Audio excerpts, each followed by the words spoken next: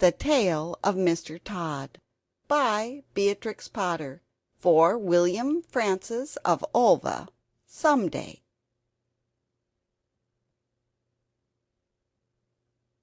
I have made many books about well-behaved people.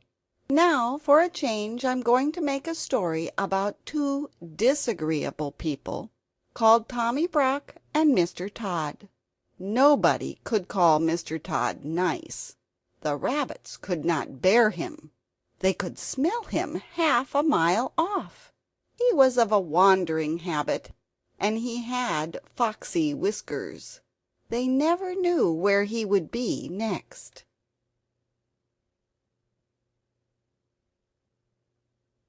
One day he was living in a stick house in the coppice grove, causing terror to the family of old Mr. Benjamin Bouncer. The next day he moved into a pollard willow near the lake, frightening the wild ducks and the water rats. In the winter and early spring he might generally be found in an earth, amongst the rocks at the top of Bull Banks under Oatmeal Crag.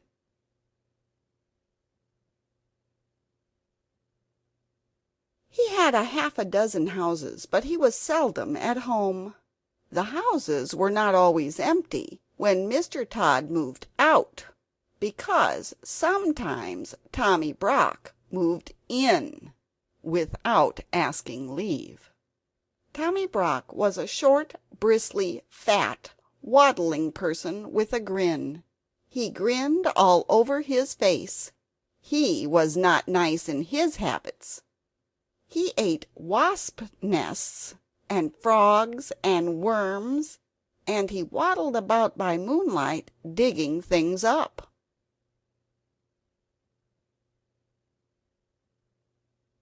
His clothes were very dirty, and as he slept in the daytime he always went to bed in his boots, and the bed which he went to bed in was generally Mr. Tod's. Now Tommy Brock did occasionally eat rabbit pie, but it was only very little young ones occasionally, when other food was really scarce. He was friendly with old Mr. Bouncer. They agreed in disliking the wicked otters and Mr. Tod, and they often talked over that painful subject.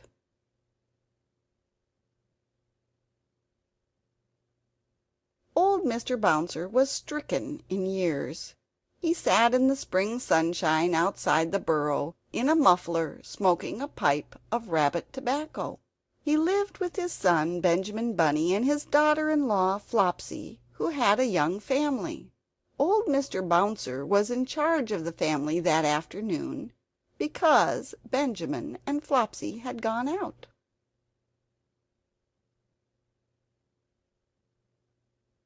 The little rabbit babies were just old enough to open their blue eyes and kick. They lay in a fluffy bed of rabbit wool and hay in a shallow burrow separate from the main rabbit hole. To tell the truth, old Mr. Bouncer had forgotten them.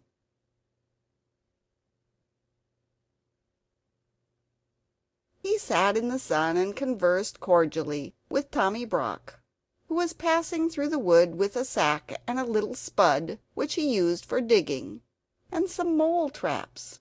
He complained bitterly about the scarcity of pheasants' eggs, and accused Mr. Tod of poaching them, and the otters had cleared off all the frogs while he was asleep in winter. I have not had a good square meal for a fortnight. I am living on pig nuts.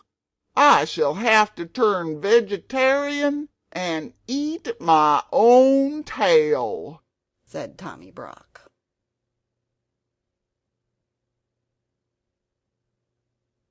It was not much of a joke, but it tickled old Mr. Bouncer, because Tommy Brock was so fat and stumpy and grinning. So old Mr. Bouncer laughed and pressed Tommy Brock to come inside to taste a slice of seed cake and a glass of my daughter Flopsy's cowslip wine. Tommy Brock squeezed himself into the rabbit hole with alacrity.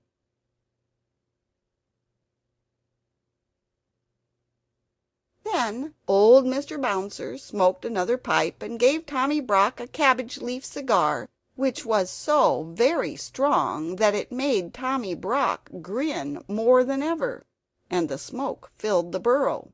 Old Mr. Bouncer coughed and laughed, and Tommy Brock puffed and grinned, and Mr. Bouncer laughed and coughed and shut his eyes because of the cabbage smoke.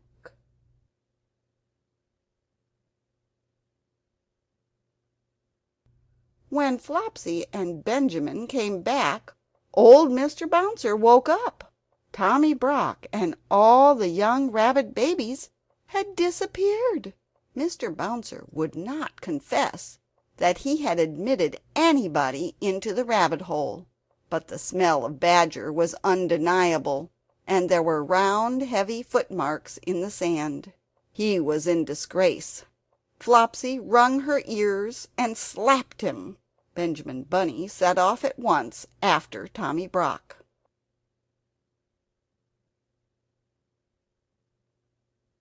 There was not much difficulty in tracking him. He had left his footmark and gone slowly up the winding footpath through the wood. Here he had rooted up the moss and wood sorrel. There he had dug quite a deep hole for dog Darnell, and he had set a mole trap. A little stream crossed the way. Benjamin skipped lightly over, dry-foot. The badger's heavy steps showed plainly in the mud.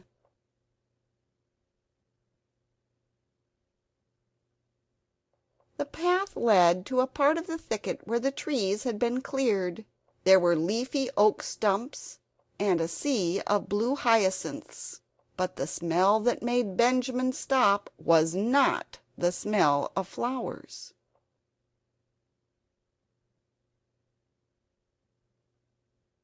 Mr. Tod's stick house was before him, and for once Mr. Tod was at home. There was not only a foxy flavor in proof of it, there was smoke coming out of the broken pail that served as a chimney. Benjamin Bunny sat up staring. His whiskers twitched. Inside the stick house somebody dropped a plate and said something. Benjamin stamped his foot and bolted.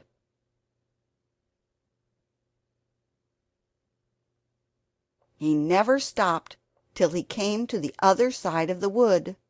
Apparently Tommy Brock had turned the same way. Upon the top of the wall there were again the marks of badger, and some ravelings of a sack had caught on a briar. Benjamin climbed over the wall into the meadow. He found another mole trap newly set. He was still upon the track of Tommy Brock. It was getting late in the afternoon. Other rabbits were coming out to enjoy the evening air. One of them, in a blue coat, by himself, was busily hunting for dandelions. "Cousin Peter! Peter Rabbit! Peter Rabbit!" shouted Benjamin Bunny.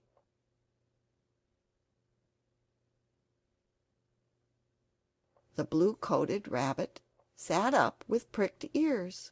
"Whatever is the matter, Cousin Benjamin? Is it a cat? Or a John Stoat ferret?" "No, no, no! He's bagged my family! Tommy Brock, in a sack. Have you seen him?" "Tommy Brock? How many, Cousin Benjamin?" "7, Cousin Peter, and all of them twins. Did he come this way? Please tell me quick."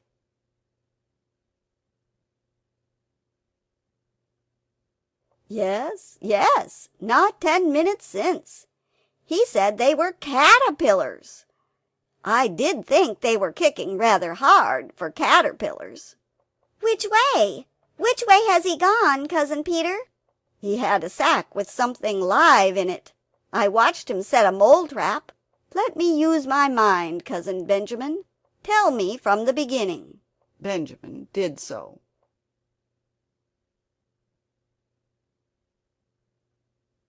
My Uncle Bouncer has displayed a lamentable want of discretion for his years," said Peter reflectively. "But there are two hopeful circumstances.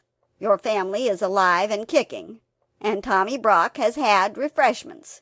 He will probably go to sleep and keep them for breakfast." Which way? "Cousin Benjamin, compose yourself. I know very well which way. Because Mr. Tod was at home in the stick house, he has gone to Mr. Tod's other house at the top of Bull Banks. I partly know because he offered to leave any message at Sister Cottontail's. He said he would be passing." Cottontail had married a black rabbit and gone to live on the hill.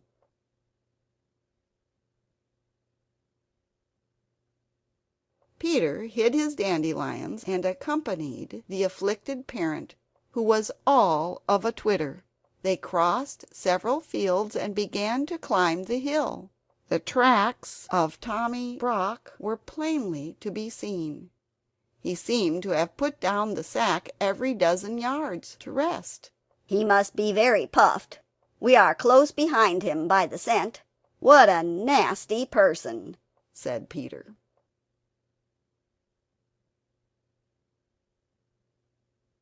The sunshine was still warm and slanting on the hill pastures. Halfway up, Cottontail was sitting in her doorway, with 4 or 5 half-grown little rabbits playing about her, one black and the others brown. Cottontail had seen Tommy Brock passing in the distance. Asked whether her husband was at home, she replied that Tommy Brock had rested twice while she watched him. He had nodded and pointed to the sack, and seemed to be doubled up with laughing. "Come away, Peter. He'll be cooking them. Come quicker," said Benjamin Bunny.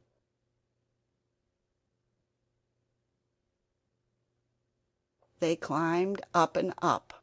"He was at home. I saw his black ears peeping out of the hole." "They live too near the rocks to quarrel with their neighbors. Come on, Cousin Benjamin." When they came near the wood at the top of Bull Banks, they went cautiously. The trees grew amongst heaped-up rocks, and there beneath a crag Mr. Tod had made one of his homes. It was at the top of a steep bank. The rocks and bushes overhung it. The rabbits crept up carefully, listening and peeping.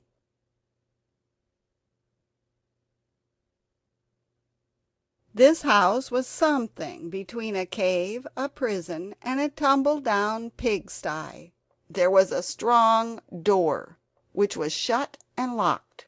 The setting sun made the window panes glow like red flame, but the kitchen fire was not alight. It was neatly laid with dry sticks, as the rabbits could see when they peeped through the window. Benjamin sighed with relief.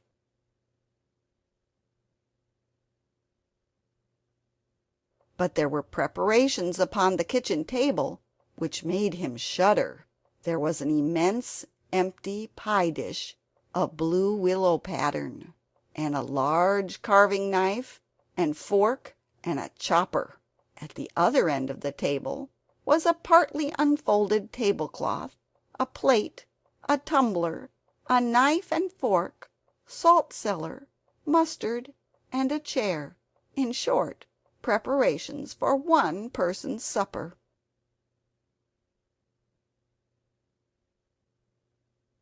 No person was to be seen, and no young rabbits.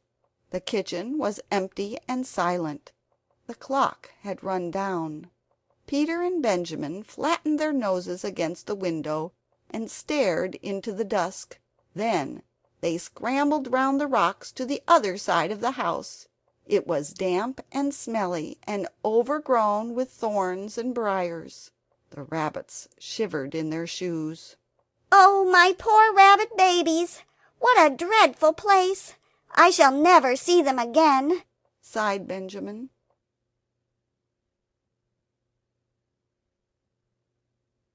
They crept up to the bedroom window. It was closed and bolted like the kitchen, but there were signs that this window had been recently open. The cobwebs were disturbed, and there were fresh dirty footmarks upon the window-sill. The room inside was so dark that at first they could make out nothing, but they could hear a noise, a slow, deep, regular snoring grunt, and as their eyes became accustomed to the darkness they perceived that somebody was asleep on Mr. Tod's bed, curled up under the blanket. "He has gone to bed in his boots," whispered Peter.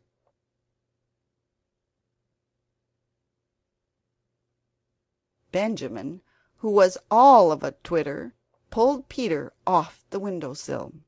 Tommy Brock's snores continued grunty and regular from Mr. Tod's bed. Nothing could be seen of the young family. The sun had set. An owl began to hoot in the wood. There were many unpleasant things lying about that had much better have been buried: rabbit bones and skulls, and chickens' legs, and other horrors.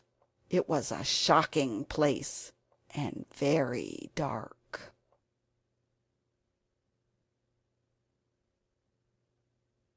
They went back to the front of the house, and tried in every way to move the bolt of the kitchen window. They tried to push up a rusty nail between the window sashes, but it was of no use, especially without a light. They sat side by side outside the window, whispering and listening. In half an hour the moon rose over the wood. It shone full and clear and cold upon the house, amongst the rocks, and in at the kitchen window. But alas, no little rabbit babies were to be seen.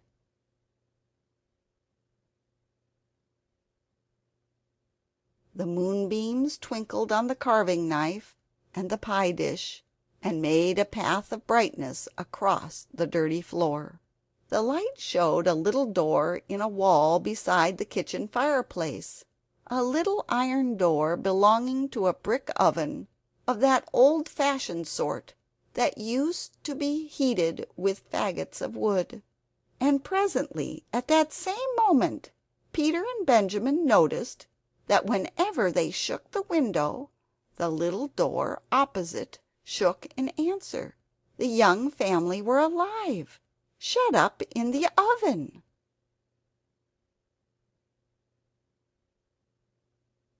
Benjamin was so excited that it was a mercy he did not wake Tommy Brock, whose snores continued solemnly in Mr. Tod's bed.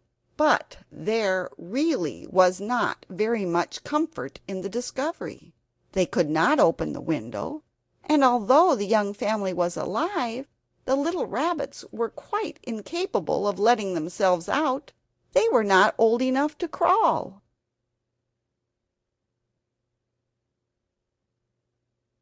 After much whispering, Peter and Benjamin decided to dig a tunnel. They began to burrow a yard or two lower down the bank. They hoped that they might be able to work between the large stones under the house. The kitchen floor was so dirty that it was impossible to say whether it was made of earth or flags. They dug and dug for hours. They could not tunnel straight on account of stones, but by the end of the night they were under the kitchen floor. Benjamin was on his back scratching upwards. Peter's claws were worn down. He was outside the tunnel, shuffling sand away. He called out that it was morning, sunrise, and that the jays were making a noise down below in the woods.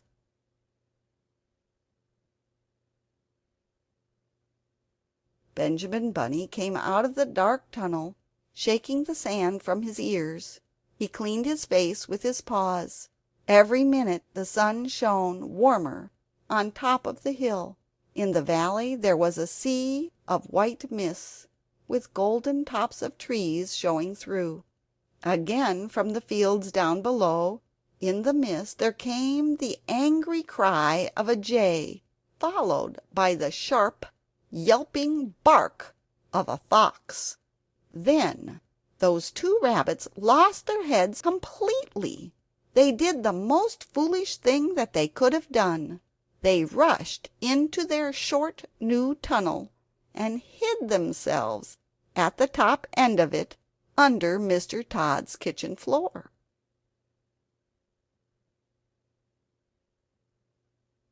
Mr. Tod was coming up Bull Banks, and he was in the very worst of tempers.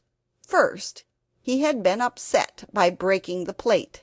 It was his own fault, but it was a china plate, the last of the dinner service that had belonged to his grandmother, old Vixen Tod.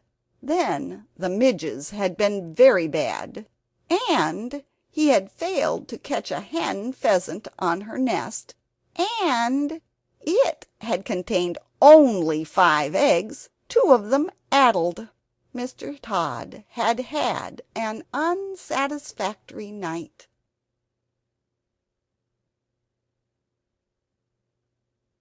As usual, when out of humor, he determined to move house. First he tried the pollard willow, but it was damp, and the otters had left a dead fish near it. Mr. Tod likes nobody's leavings but his own. He made his way up the hill. His temper was not improved by noticing unmistakable marks of badger. No one else grubs up the moss so wantonly as Tommy Brock.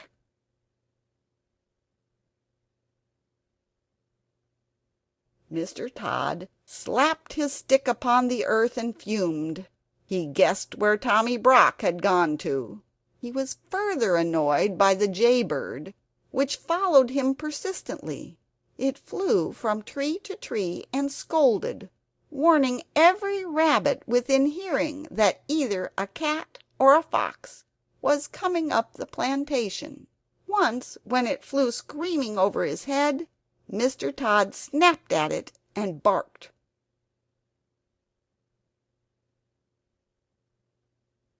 He approached his house very carefully, with a large rusty key. He sniffed and his whiskers bristled. The house was locked up, but Mr. Tod had his doubts whether it was empty. He turned the rusty key in the lock. The rabbits below could hear it. Mr. Tod opened the door cautiously and went in.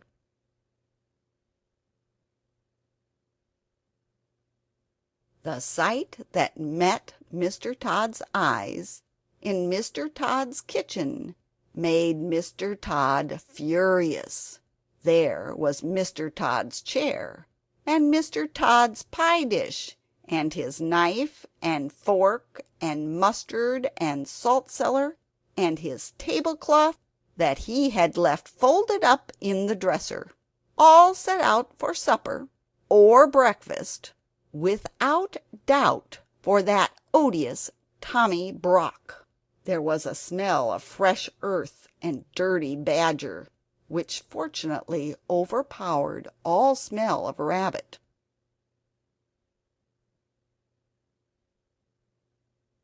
But what absorbed Mr. Tod's attention was a noise, a deep, slow, regular, snoring, grunting noise coming from his own bed.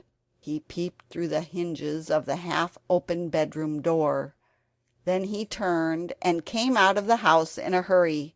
His whiskers bristled and his coat collar stood on end with rage.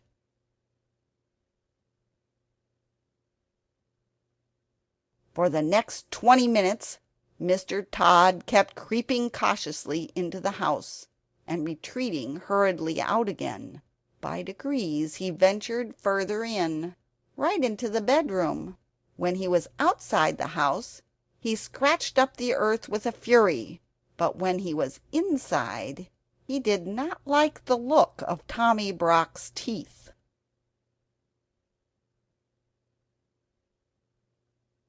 He was lying on his back with his mouth open, grinning from ear to ear. He snored peacefully and regularly.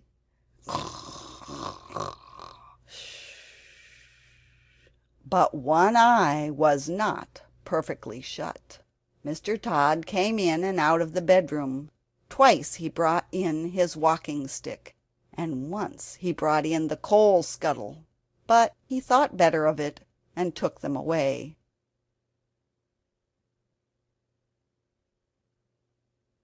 When he came back after removing the coal scuttle, Tommy Brock was lying a little more sideways, but seemed to be even sounder asleep.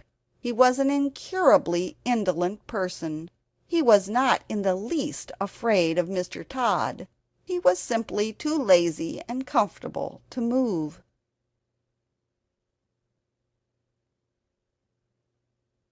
Mr. Tod came back yet again into the bedroom with a clothesline.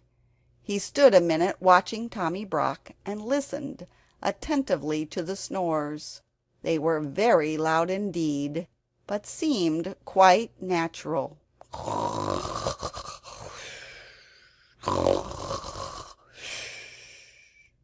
Mr. Tod turned his back towards the door and undid the window.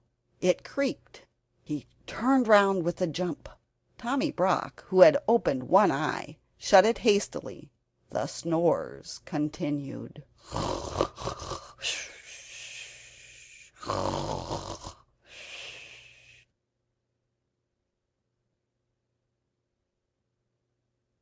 Mr. Tod's proceedings were peculiar, and rather difficult, because the bed was between the window and the door of the bedroom.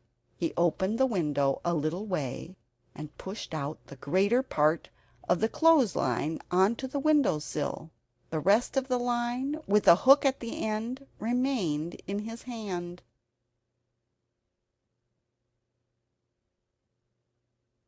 Tommy Brock snored conscientiously.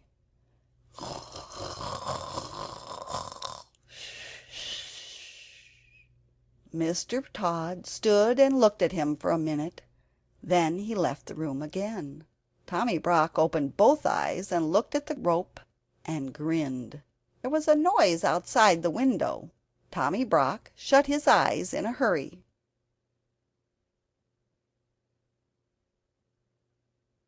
Mr. Tod had gone out at the front door and round to the back of the house. On the way he stumbled over the rabbit burrow. If he had had any idea who was inside it, he would have pulled them out quickly. His foot went through the tunnel nearly on top of Peter Rabbit and Benjamin, but fortunately he thought that it was some more of Tommy Brock's work.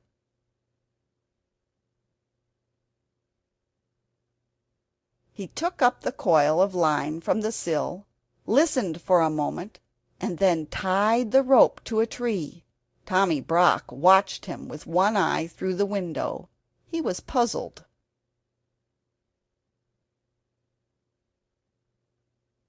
Mr. Tod fetched a large heavy pailful of water from the spring, and staggered with it through the kitchen to his bedroom.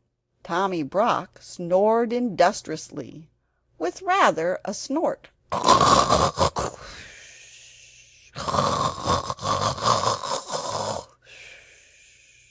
Mr. Tod put down the pail beside the bed, took up the end of the rope with the hook, hesitated, and looked at Tommy Brock. The snores were almost apoplectic, but the grin was not quite so big.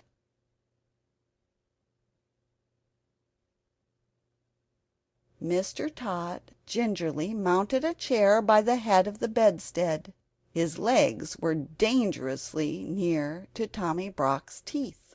He reached up and put the end of the rope, with the hook, over the head of the tester bed where the curtains ought to hang. Mr. Tod's curtains were folded up and put away, owing to the house being unoccupied. So was the counterpane. Tommy Brock was covered with a blanket only.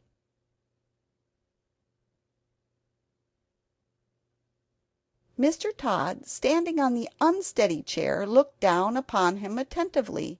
He really was a first-prize sound sleeper.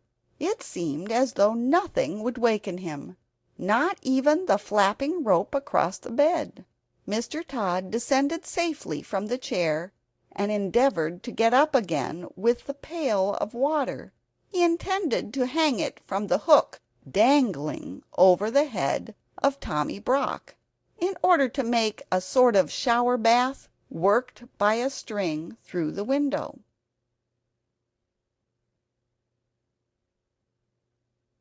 But naturally, being a thin-legged person, though vindictive and sandy-whiskered, he was quite unable to lift the heavy weight to the level of the hook and rope. He very nearly overbalanced himself. The snores became more and more apoplectic.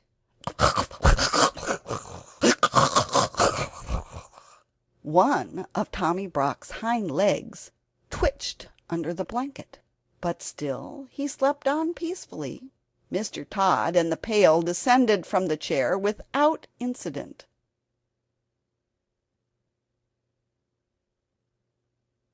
After considerable thought, he emptied the water into a wash basin and jug. The empty pail was not too heavy for him. He slung it up wobbling over the head of Tommy Brock. Surely there never was such a sleeper. Mr. Tod got up and down, down and up on the chair.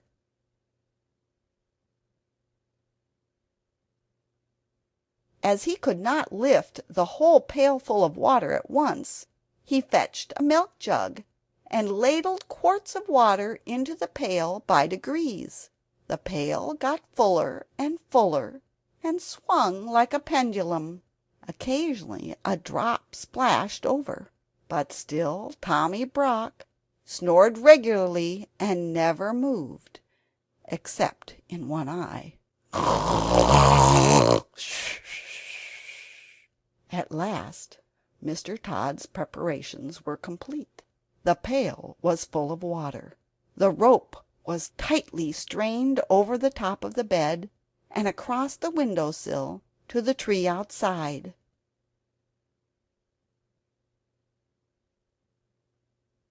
It will make a great mess in my bedroom, but I could never sleep in that bed again without a spring cleaning of some sort, said Mr. Tod.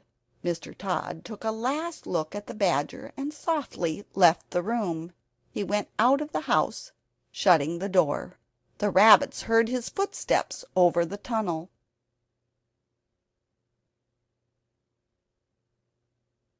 He ran round behind the house, intending to undo the rope in order to let fall the pailful of water upon Tommy Brock. I will wake him up with an unpleasant surprise, said Mr. Tod.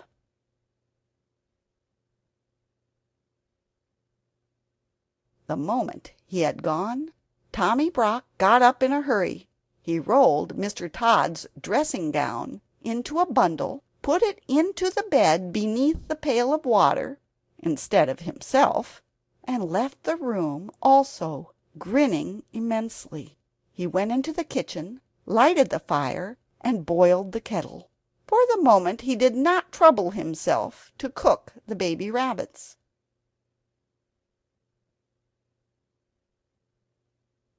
When Mr. Tod got to the tree, he found that the weight and strain had dragged the knot so tight that it was past untying. He was obliged to gnaw it with his teeth. He chewed and gnawed for more than 20 minutes. At last the rope gave way with such a sudden jerk that it nearly pulled his teeth out and quite knocked him over backwards.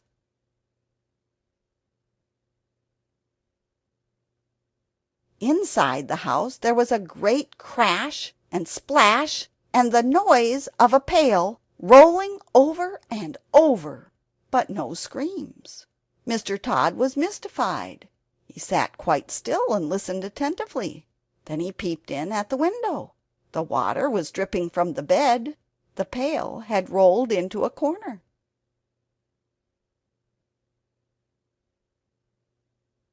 In the middle of the bed, under the blanket, was a wet something, much flattened in the middle where the pail had caught it, as it were across the tummy. Its head was covered by the wet blanket, and it was not snoring any longer. There was nothing stirring, and no sound except the drip, drop, drop, drip of water trickling from the mattress.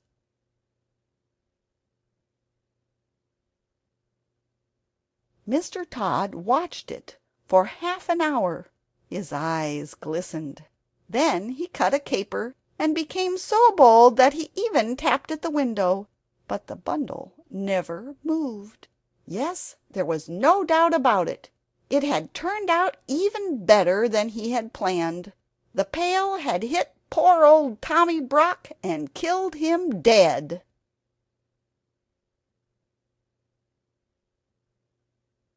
I will bury that nasty person in the hole which he has dug. I will bring my bedding out and dry it in the sun," said Mr. Tod. "I will wash the tablecloth and spread it on the grass in the sun to bleach, and the blanket must be hung up in the wind, and the bed must be thoroughly disinfected and aired with a warming pan and warmed with a hot water bottle. I will get soft soap and monkey soap and all sorts of soap and soda and scrubbing brushes and Persian powder and carbolic to remove the smell. I must have a disinfecting. Perhaps I may have to burn sulphur."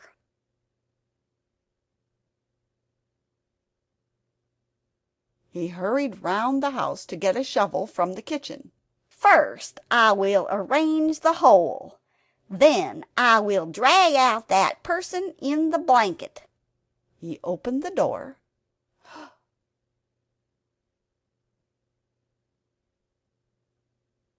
Tommy Brock was sitting at Mr. Tod's kitchen table, pouring out tea from Mr. Tod's teapot into Mr. Tod's teacup.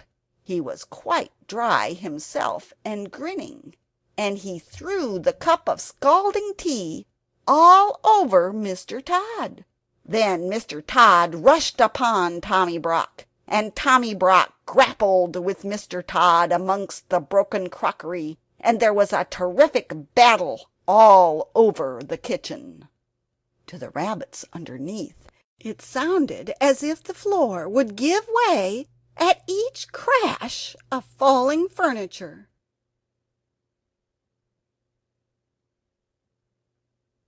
They crept out of the tunnel and hung about amongst the rocks and bushes, listening anxiously. Inside the house the racket was fearful. The rabbit babies in the oven woke up trembling. Perhaps it was fortunate that they were shut up inside. Everything was upset except the kitchen table.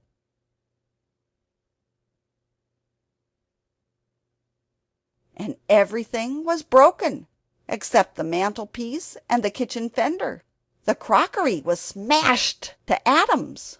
The chairs were broken, and the window and the clock fell with a crash, and there were handfuls of Mr. Tod's sandy whiskers. The vases fell off the mantelpiece, the canisters fell off the shelf, and the kettle fell off the hob. Mr. Tommy Brock put his foot in a jar of raspberry jam.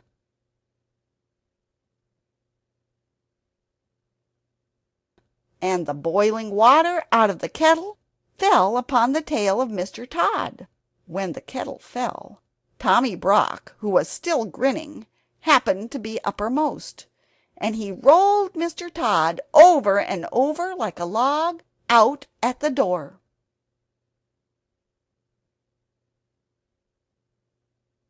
Then the snarling and worrying went on outside, and they rolled over the bank and down the hill, bumping over the rocks. There will never be any love lost between Tommy Brock and Mr. Tod.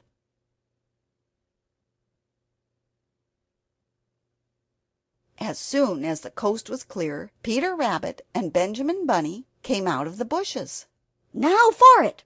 Run in, Cousin Benjamin! Run in and get them, while I watch the door." But Benjamin was frightened. "Oh, oh, they are coming back!" "No, they are not." "Yes, they are!" "What dreadful bad language! I think they have fallen down the stone quarry."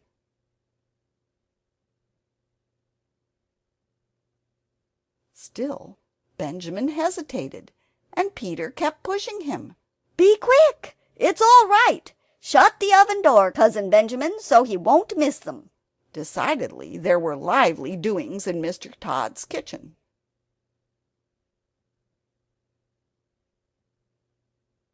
At home in the rabbit hole things had not been quite comfortable. After quarreling at supper, Flopsy and old Mr. Bouncer had passed a sleepless night and quarreled again at breakfast. Old Mr. Bouncer could no longer deny that he had invited company into the rabbit hole, but he refused to reply to the questions and reproaches of Flopsy. The day passed heavily.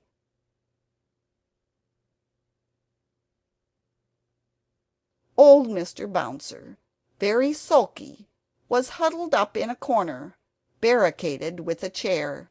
Flopsy had taken his pipe and hidden the tobacco. She had been having a complete turn-out and spring cleaning to relieve her feelings. She had just finished. Old Mr. Bouncer behind his chair was wondering anxiously what she would do next.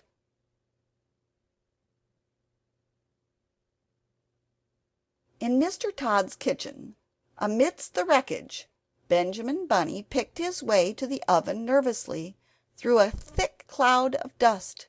He opened the oven door, felt inside, and found something warm and wiggling. He lifted it out carefully and rejoined Peter Rabbit. "I've got them! Can we get away? Shall we hide, Cousin Peter?"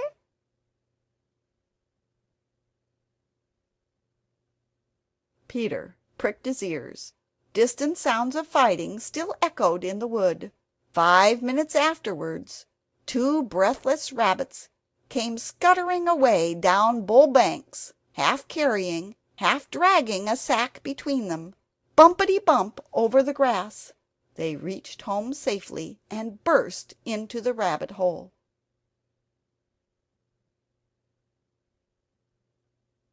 Great was old Mr. Bouncer's relief and Flopsy's joy when Peter and Benjamin arrived in triumph with the young family. The rabbit babies were rather tumbled and very hungry. They were fed and put to bed. They soon recovered. A new long pipe and a fresh supply of rabbit tobacco was presented to Mr. Bouncer. He was rather upon his dignity, but he accepted.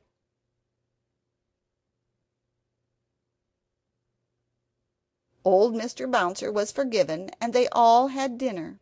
Then Peter and Benjamin told their story, but they had not waited long enough to be able to tell the end of the battle between Tommy Brock and Mr. Tod.